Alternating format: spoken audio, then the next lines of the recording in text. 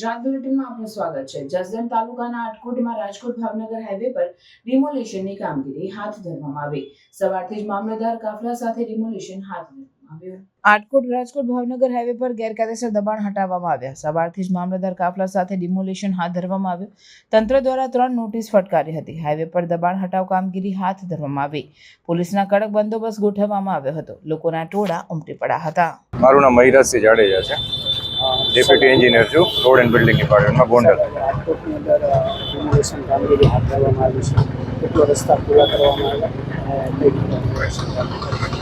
આટકોટ ગામમાં ઘણા ટાઈમથી ટ્રાફિકની સમસ્યા રહેતી હતી। દબાણો ધીરે ધીરે રોડ ઉપર આવી ગયા હતા અને અવારનવાર અકસ્માત પણ થવાના ઘણા બનાવ બનેલા છે।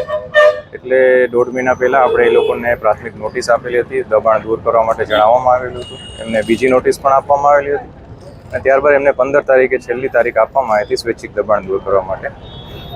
એટલે 16 તારીખે તંત્ર દ્વારા દબાણ દૂર કરવામાં આવશે એ પણ એમને જણાવવામાં આવેલું હતું। એટલે આજે 16 તારીખે સવારે 9 વાગ્યાથી આટકોટ ખાતે જેટલા પણ દબાણો છે તેને દૂર કરવામાં આવે છે। અત્યારે કામગીરી ચાલુ છે।